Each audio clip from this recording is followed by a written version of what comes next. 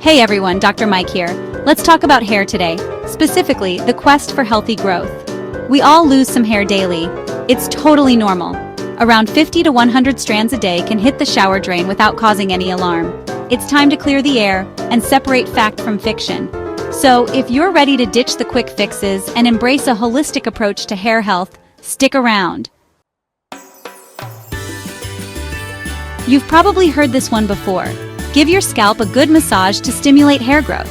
But does it actually hold up under a microscope? While a scalp massage itself won't magically sprout new hair follicles, there's definitely some science backing its benefits. Massaging your scalp increases blood flow to the area, which means more nutrients and oxygen reach your hair follicles. Ayurveda emphasizes balance and harmony in the body, and that includes your scalp.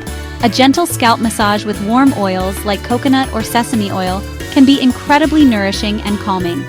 In the morning, try a quick, invigorating massage with your fingertips for a few minutes before you hop in the shower. And hey, let's talk sustainability. Instead of buying those plastic scalp massagers, opt for a natural alternative like a wooden comb with wide teeth. Let's talk about those products lining the shelves, all promising thicker, fuller hair in record time. Here's the deal. When it comes to hair growth products, it's crucial to separate the FDA-approved from the rest. FDA-approved medications like Minoxidil, Rogaine, have undergone rigorous testing and are proven to be effective for certain types of hair loss. However, even with these medications, results can vary.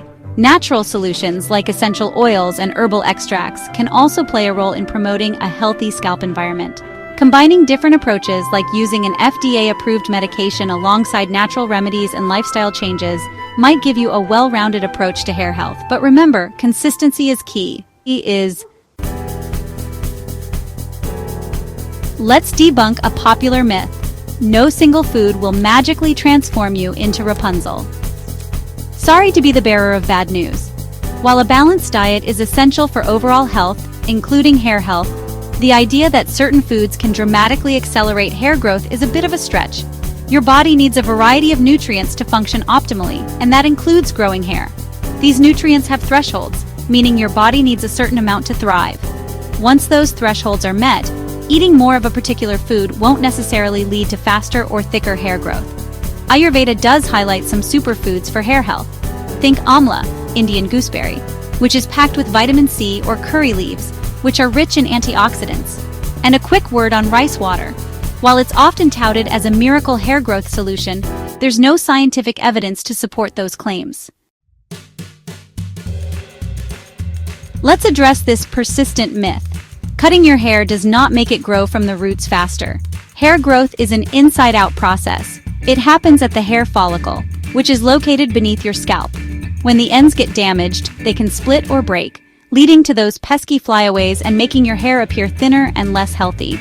Regular trims help to remove those damaged ends, preventing further breakage and giving the illusion of faster growth because you're not losing length from damage.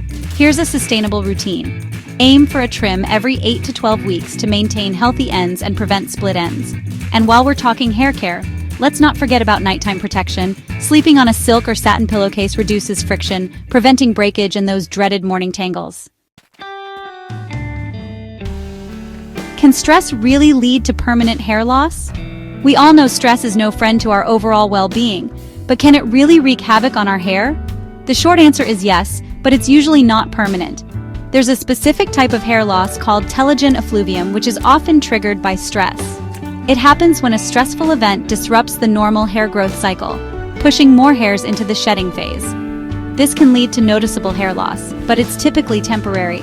However, chronic, unrelenting stress is a whole different ballgame.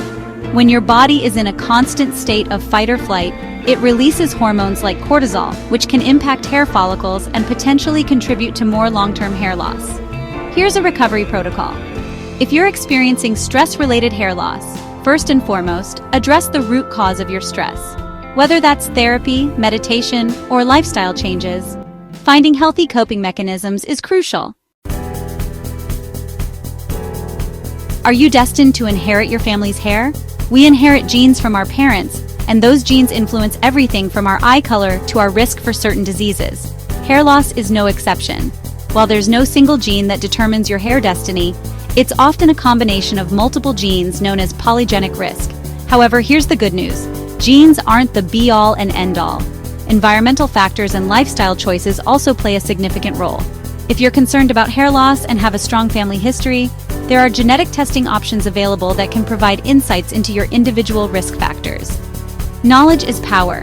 If you know you're genetically predisposed to hair loss, you can be proactive about prevention.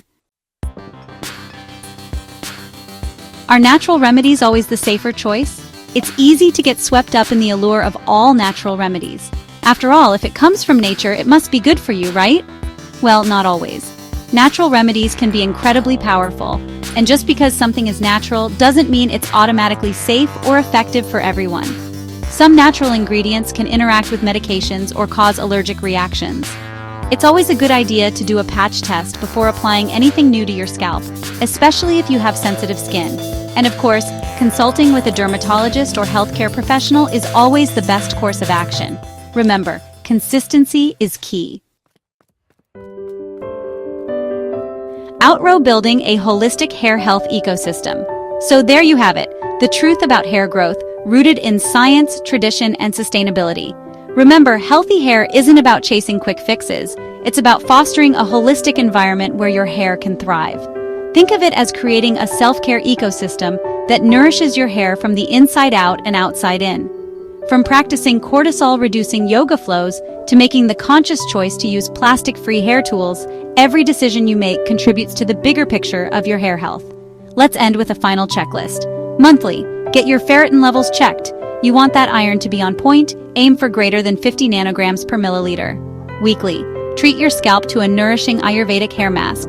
Amla powder mixed with yogurt works wonders.